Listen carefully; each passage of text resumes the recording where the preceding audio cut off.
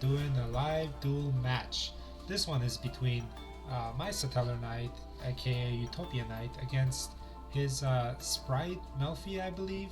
The deck that I've honestly I haven't had the pleasure of playing against that much, but he's the guy is a very talented duelist, nonetheless, a very good friend of mine.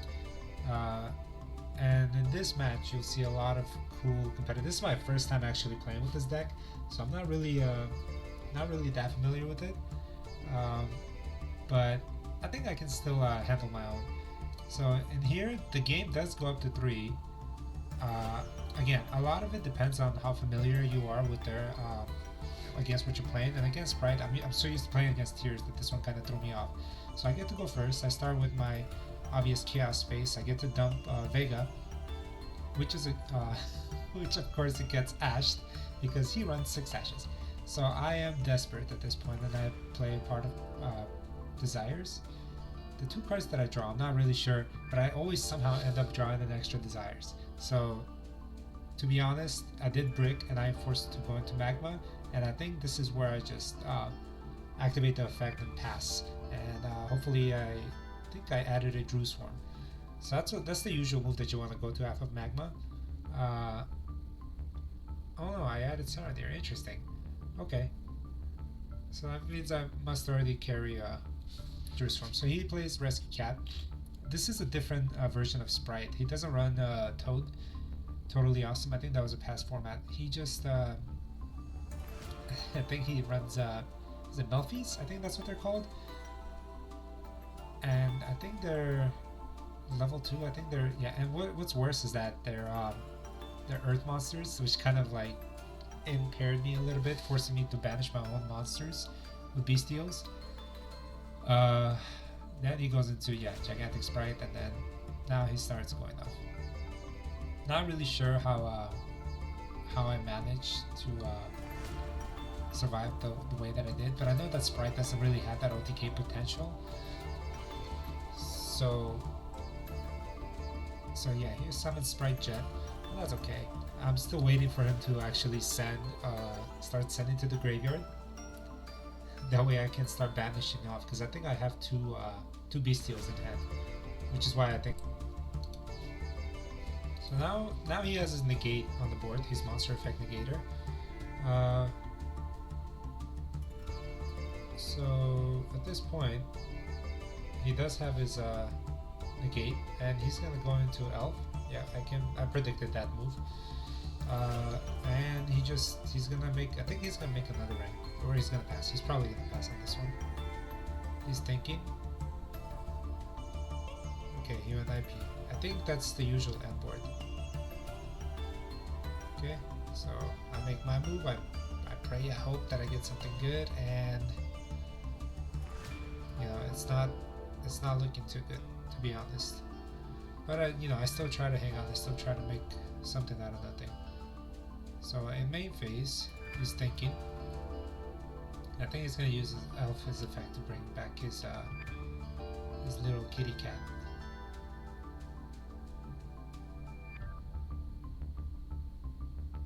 I'm asking him at this point, can I play my friend? Please, it's still my turn. The thing about Sprites is it has a lot of interruptions. And I choose to go to battle phase, yep. I go over, and at this point I'm just trying to trigger his, and a lot of effect results. I think he negates my bestial with his what is that, carrot or whatever the sprite is that negates the monster effects and destroys him. Red. Okay, so he negates it, and I'm trying to see what targets could I possibly have. At this point, I have to pass. I mean, to be honest, I don't have that much experience against Spright, but just going off of that, yeah, that was like 2 to 3 interruptions. I couldn't make a play. As you can see, I have hyper rank up in my hand, but no level 4s. It was complete bestial lineup. So he chooses my Drew Swarm to banish.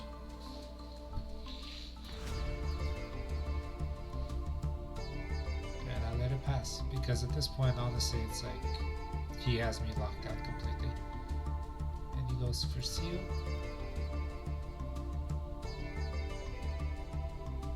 There he goes again. Another elf. It's hard to, the only time that I would struggle, yeah, the only time I would struggle is when I'm actually playing against that I don't know about or I haven't done enough research, and this happens to be one of those decks. So I do manage to send Libellion to the grave. I'm trying to make something happen, and he's like stopping me every single step of the way, so I just end up scooping the first one. So on to game 2, which I believe is the best match, the best game I've had of the whole day of being there. So you want to go first with this deck.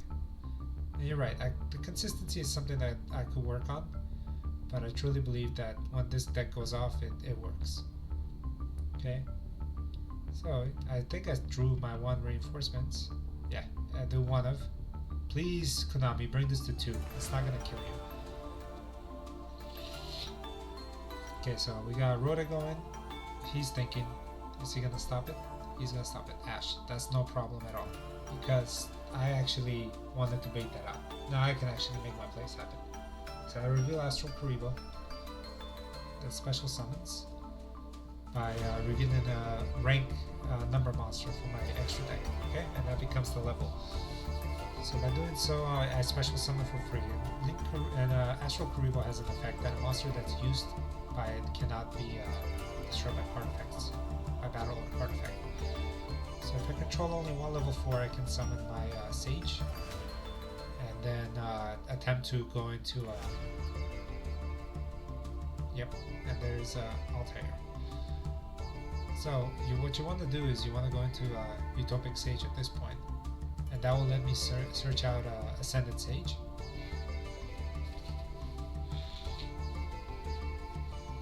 By detaching 2 materials from it. He hit me with a magma, which is fine.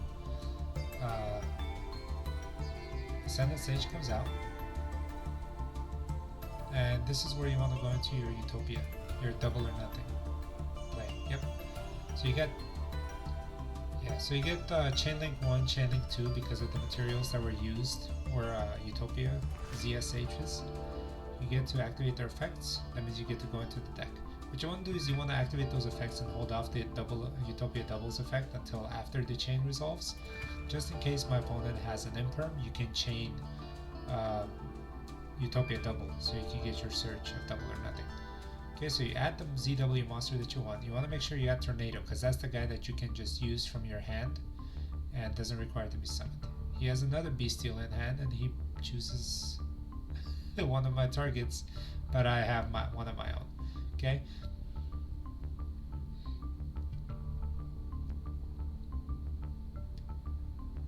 So at this point, I'm just gonna keep overlaying because I'm trying to build my board. Okay. You bring out Utopia, and then you bring the C39 Utopia on top. So now you're just activating the Hyper Rank Up. That'll give you your Dragonar. Your Dragonar is your boss monster of the deck. You use its effect to detach 2 materials. You detach 2 materials and you bring out a different number. You want to go for Leo. Leo's effect will activate, equipping the spell, and then detaching it again to special summon to set to your side of the field the other ZW monster that gives it a double imperm. And now I equip Tornado to my Dragonar to protect it from being disturbed by cannot be targeted by card effects. So double protection, and he ended up searching the Serenir, so I know he has 2 Bestials in hand. I gotta hand it to him. He manages to get over this board, but I'm not gonna make it easy for him. The Utopic Sage offers protection. I have double imperm, 1 non-targeting, not to mention ZWs give my monsters hefty attack boost. And then during my opponent's draw phase, I'm gonna go ahead and activate Dragonar's effect to bring out the number C38,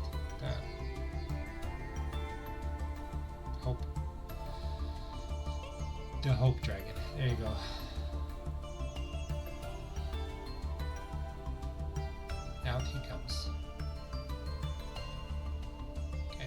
gonna try and use True Swarm, which is fine. So now he has 3 Bestials on the field. I think he opened the same way as I did. Okay, so now I have a spell negation, double imperm, and protection.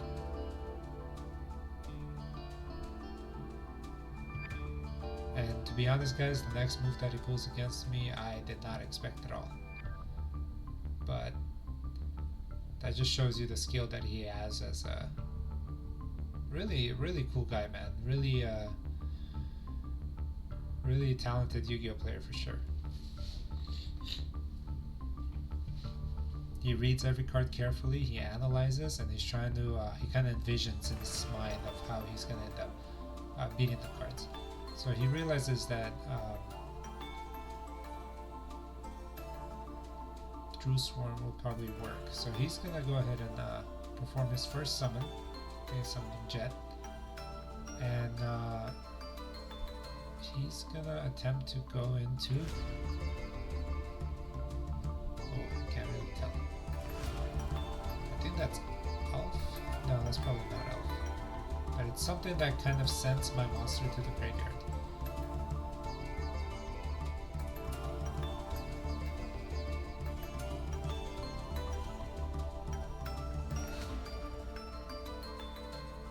So he managed to get rid of 1 monster.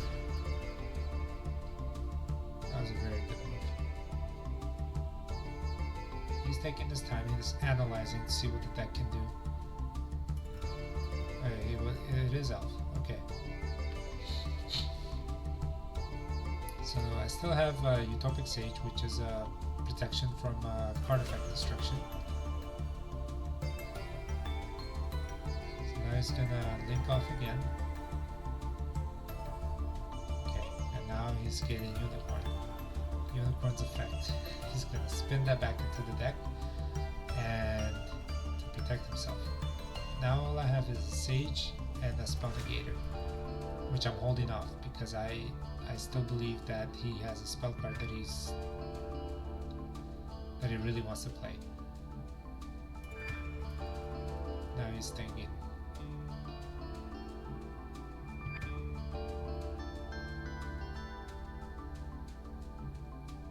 So Utopic Sages only protects Light Utopia XT monsters, which is Dragonar and himself.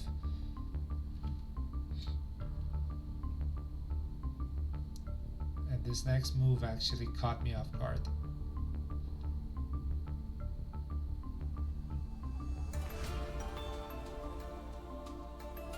Yep. He had another Bestial.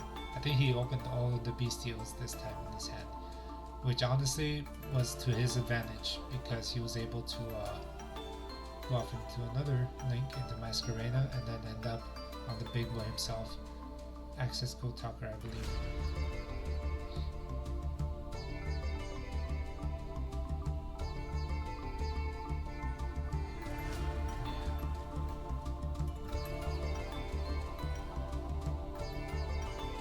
It's really insane how, if you take your time and you really kind of see the board, that you are able to to clear even the most powerful cards, no matter what kind of deck you run in.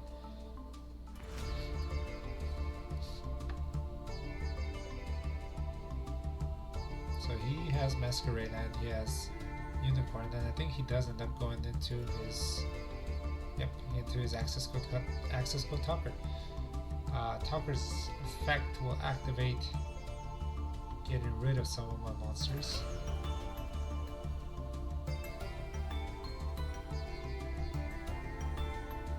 And honestly, I think that he has the effect of turning monsters attack to 0, which I'm pretty sure he somehow manages to get rid of my monster. Yep, there you go. There's the Access Talker effect. He gets rid of him. It's insane. He managed to clear all of my board. But wow, I can't remember his name. Number 38. I'm just gonna call it number 38. His effect activates, giving them an attack boost of 3,000. So he's gonna get rid of it again. I am stunned. I am speechless. he managed to clear my board easily with his access code talker.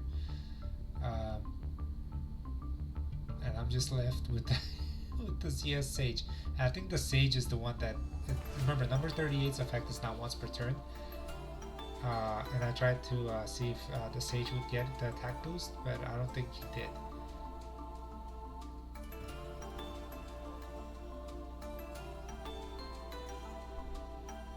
So now I need a miracle. All I have is double or nothing, which I cannot use. Check my graveyard, and I think I pass because I have no place, and everything just seems hopeless.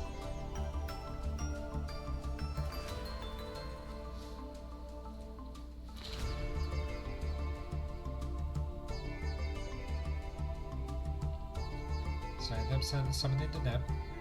This will give me a search of Altair. So now I'm hoping I survive a turn. This is where the Tellarknights come in. For those of you non-believers that don't think that Tellarknights and Utopian monsters can coexist, this is a prime example of why they work in synergy. So now he has access code talker, a big boy.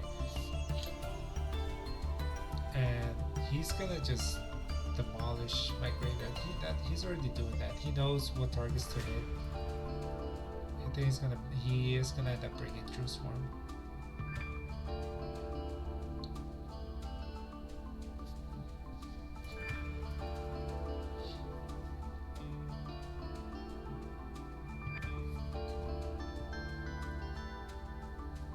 There's a lot of thinking going on.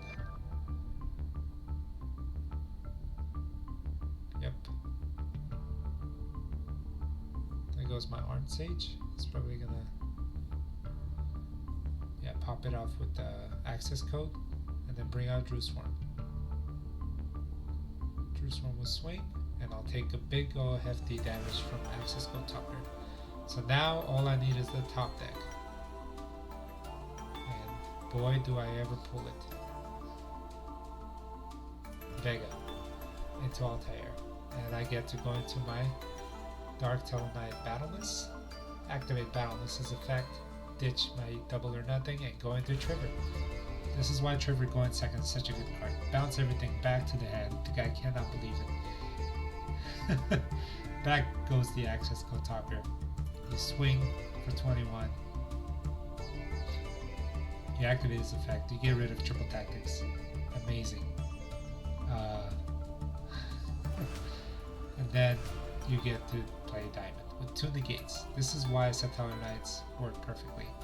He drew his card and he's trying to get around Diamond. He realizes that it's impossible. And this is where I take the game. Trying to prolong it, reveal, fold. Now game 3 goes in his favor, I gotta admit. He does end up beating me, but I just thought I'd show you the highlight of what Tellarknights can still do, guys. Shout out to the duelists for letting me record this. Thank you so much, I appreciate it. Thank you guys for watching this video. Leave a like, subscribe, and comment down below if you enjoy watching this kind of stuff so I can keep uploading it. Until then, see you later.